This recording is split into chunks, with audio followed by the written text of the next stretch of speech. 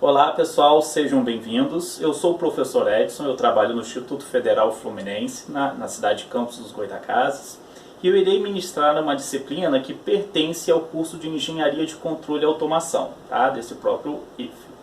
E nós iremos trabalhar com essa disciplina de controle, ministrando sobre um pouco de controle clássico, falando sobre controladores PID e suas variantes, e também nós iremos falar sobre controle moderno. Nós iremos abordar aqui o controle em espaço de estados, as características desses controladores e características dos sistemas, se são observáveis, se são controláveis, se possuem saídas controláveis. Nós iremos abordar, sistemas de controle com a implementação de observador, e também nós chegaremos um pouquinho mais adiante falando sobre um controle ótimo, falando sobre o LQR, que são reguladores lineares quadráticos, tá ok?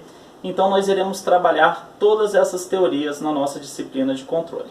Sendo que para iniciar a nossa disciplina eu terei que fazer algumas recapitulações, eu terei que fazer pequenas revisões, até porque no nosso curso eu sei que os meus alunos já tiveram duas disciplinas que envolvem ali um pouquinho de controle, ou envolve pelo menos um pouco da teoria que nós iremos precisar nessa disciplina. Eles viram lá fundamentos matemáticos para controle e chegaram a estudar um pouco em controle 1 também, ok? Então vou fazer aqui um apanhado geral para que nós possamos fazer uma breve revisão dos conceitos mais importantes que eu irei precisar nessa disciplina, para que nós possamos avançar e realmente entrar na nossa matéria, ok? Então, como eu falei para vocês, sou o professor Edson Simões, minha formação na Engenharia de Controle e Automação, minha graduação, e tenho mestrado na área de Inteligência Computacional. Então, vamos lá, vamos nós. Bem, antes de entrar em controle, eu quero falar um pouquinho do processo, como que o homem chegou nessa evolução de se aplicar um controle em um sistema industrial, ou chegar a um ponto de controlar perfeitamente ou próximo da perfeição um sistema. No início nós sabíamos que a maioria dos trabalhos eles eram manuais, aquele esforço físico que o ser humano aplicava para a realização de um trabalho. E com o desenvolvimento da tecnologia, ele saiu daquele esforço puramente manual e houve uma mecanização do trabalho. Se nós fôssemos até falar um pouco a mais, nós iríamos falar sobre o processo de industrialização, mas nós não iremos nos aprofundar, ok? Então só quero passar para vocês que o trabalho inicialmente ele era muito manual, 100% manual, e houve ali uma mecanização. Lógico que o processo de mecanização, ele não tira o trabalhador daquele processo, mas ele substitui aquela força física do trabalhador por um artefato mecânico. Então eu trouxe aqui para ilustrar esta mecanização, saindo desse trabalho puramente manual para um trabalho mais mecânico, com uma mecanização desse trabalho, eu trouxe aqui um exemplo. Ao encher um reservatório, você precisaria encher um reservatório. E você inicialmente iria pegar uma bomba manual e iria ficar ali, manualmente bombeando água até esse reservatório encher. Era o trabalho puramente manual que você tinha. E aí houve ali um avanço, por exemplo, da mecanização desse trabalho. Eles criaram lá, um mecanismo, um dispositivo eólico que com a energia do vento conseguia se fazer bombear esta água, conseguia fazer com que a água saísse do poço e caísse neste reservatório, fosse em direção a este reservatório. Então ali o homem ele não precisava mais gastar aquela energia no bombeamento que ele fazia inicialmente, Ele aproveitava um outro tipo de energia que ele tinha disponível, neste caso a energia eólica, para fazer este bombeamento. Mas lógico, ainda precisava ali da atuação do homem. Por exemplo, será que chegou no nível, precisa parar esse sistema de bombeamento mecanizado? Você precisa, digamos assim, desligar lá o seu sistema eólico que está bombeando para não transbordar o seu reservatório?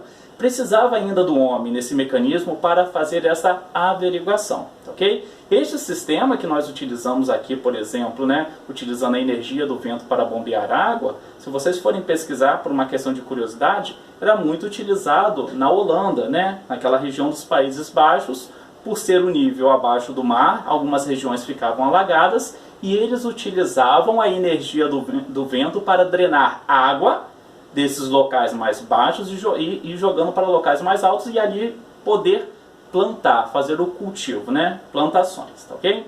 Então, este é um exemplo de sair de um trabalho puramente manual e mecanizar este trabalho. Mas a presença do homem, do trabalhador, ainda é necessário, porque ele precisa lá estar averiguando, opa, preciso encher o meu reservatório? Como que está o nível do reservatório? Olha, o reservatório já encheu, tem que desligar porque senão vai alagar próximo do reservatório para onde se está bombeando esta água, ok? Então, este é o nosso primeiro exemplo. Mas aí teve mais uma evolução. Sair do processo agora de mecanização e ir para um processo de automação. Lógico, isso só foi permitido com o avanço da tecnologia. Mas agora, o homem não precisava mais ficar vendo, opa, o reservatório está vazio, vou lá ligar o meu sistema. Opa, o reservatório encheu, preciso desligar o meu sistema. Não, no processo de automatização deste processo, ele foi lá, instalou os sensores e a partir deste momento ele consegue gerenciar o nível deste reservatório com automação. Dê uma olhadinha para cá, ó. Eu criei aqui, né, uma chave de nível baixa, uma chave de nível média e uma chave de nível alta. Isso significa o quê? Eu poderia agora fazer uma lógica e dizer o seguinte, olha, quando bater na chave de nível baixa, né, sinal que eu consumi, digamos assim, a água, o fluido, né, o líquido do meu reservatório, eu preciso encher. Quando bater ali no nível mais baixo, liga lá a bomba. Aí a bomba está ligada, está mandando água lá para o meu reservatório e quando bater, né, acionar a chave de nível alta, desliga a bomba. Uma vez que eu fiz, né, e implementei essa lógica através de uma programação ou mesmo através de sistemas analógicos, né, utilizando relés e sensores, eu posso ficar despreocupado que o meu sistema ele vai fazer este gerenciamento automático de nível, tá ok? Então eu automatizei o meu processo e ele pode ir ficando mais rebuscado. Digamos o seguinte, olha, eu estou controlando o nível ali no ponto mais alto, aí o meu nível vai descendo com o consumo da minha água. Quando bater no nível médio, ligue uma bomba. Ele vai lá e liga uma bomba, mas o consumo de água está tão grande que o nível continua a descer. Quando bater no nível mais baixo, ligue a segunda bomba. Mantenha as duas bombas ligadas até chegar no nível alto. E aí, quando restabelecer o nível alto, ele vai lá e desliga as duas bombas, ok? É até engraçado, né? Porque este é um dos exemplos que geralmente as minhas turmas de eletrônica, quando estudam lá componentes analógicos, né, eles implementam para simular esse gerenciamento do reservatório, ok? Então aqui o que nós fizemos foi uma automatização, ok? E novamente, eu não vou me aprofundar muito nisso não, porque senão nós teríamos que falar que o processo de automatização também está vinculado à industrialização, é um pouquinho mais profundo da questão histórica. Estou pegando aqui só um apanhado geral.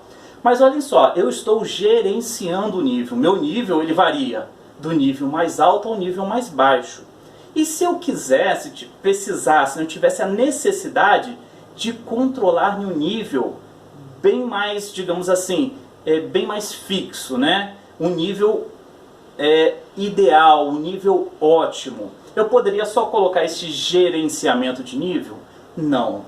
Aí eu precisaria fazer um controle, tá? E quando eu falo em controle, o controle é uma ação de você manter uma variável, que nós veremos aqui, que é a variável de processo, ou a variável de saída do nosso sistema, manter essa variável em um nível, né, ou em um valor, melhor dizendo para vocês, em um valor ótimo, em um valor ideal, ou mesmo que ela siga uma referência ideal, ok? Então, quando eu falo em controle, é manter aquela variável de processo em um valor ótimo, ou muito próximo de um valor ótimo. E neste caso aqui, não importaria, por exemplo, eu estou falando lá do controle de nível, não importaria se o consumo de água fosse maior ou menor. O meu sistema de controle ele teria a capacidade de se adequar, né, ao meu sistema ali, né, a planta que ele está controlando, de forma a manter a variável de processo, neste exemplo, o nível, sempre naquele valor ideal. Ou, se fosse o caso, né, de um sistema de controle que tivesse uma variação de referência, ele também faria que a variável de processo acompanhasse a referência, ok? Então aqui nós estamos utilizando como referência, né, e como exemplo o controle de nível, ok? Existem aqui algumas terminologias que nós iremos utilizar no nosso estudo. Eu já comecei falando para vocês, olha, a minha variável de processo, né? A variável de processo aqui é o nível. O nível é a variável que eu estou controlando, tá ok? Mas existem outras terminologias aqui que vão aparecer para a gente vai começar a estudar aqui, tá ok? Então vamos lá, ó. O que é uma ação de controle? Como eu falei para vocês, o controle, né, é aquela ação que você tenta, né, controlar o seu sistema físico e aquela variável de processo em um valor ótimo, em um valor ideal, ou que ela venha a seguir uma referência. Por que eu estou falando também seguir uma referência? Porque nem tudo fica estático. Às vezes você não tem um valor ótimo que vai ficar parado no tempo. Às vezes você tem um valor que ele vai variando e o seu sistema ele precisa acompanhar. Aquela variação é a variação ótima. Exemplo, você vai ligar uma turbina e você vai fazer o controle de velocidade dessa turbina. Tem como você já ligar a turbina e ela já está partindo ali para a velocidade máxima? Não tem como, até porque se você coloca a potência máxima nessa turbina, pela inércia que ela possui, você pode danificar o seu sistema. Então o que você faz? Você parte o seu sistema em rampa, nós chamamos que é em rampa. O que significa isso? Significa que a velocidade ela vai aumentando gradativamente, tá ok? É a nossa referência. Então, o nosso set point, que é este valor ideal, que é a nossa referência, ele pode ser um valor fixo, um valor estático, ou pode ser variável também no tempo, ok? Vai depender do nosso sistema, ok? Então esta é uma definição de controle. Tá aqui, ó, deixei para vocês uma definiçãozinha, ó. Controlar um sistema físico é fazer com que uma ou mais variáveis do seu sistema assumam um valor desejado ou sigam uma trajetória de referência. Quando ele fala que uma ou mais variáveis do seu sistema, é porque você pode ter um sistema monovariável, que só tem uma variável lá que você vai controlar, tipo essa de nível, mas você pode ter um sistema multivariáveis. Você pode estar controlando nível, temperatura, pressão, tudo ao mesmo tempo no seu sistema, ok? Então aqui uma definiçãozinha de controle.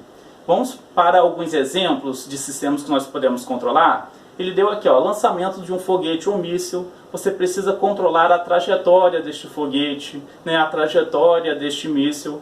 Então ali a trajetória seria uma das variáveis a serem controladas, né? Um outro exemplo aqui, uma plataforma de petróleo, né, em alto mar. Se não for uma plataforma fixa, você estaria controlando seu geoposicionamento, ok? Então é mais um exemplo ali de controle que você poderia aplicar. Um processo industrial, eu dei aqui o exemplo para vocês, né? Estou controlando nível, estou controlando temperatura, estou controlando pressão, estou controlando vazão. Existem N variáveis que vocês podem controlar, tá ok? Umidade e outras variáveis que vocês poderiam estar controlando na sua indústria, tá ok? Ou em um processo industrial. Um fluido em uma tubulação, por exemplo, você pode estar controlando a pressão dentro dessa tubulação, você pode estar controlando a vazão dentro dessa tubulação. Existem várias, né, ou uma gama de variáveis que vocês poderiam fazer o controle. Um outro exemplo, voo de uma aeronave. Eu quero controlar a altitude da minha aeronave, né? Eu quero controlar nessa trajetória a altitude. Então, é uma variável que você estaria fazendo o seu controle.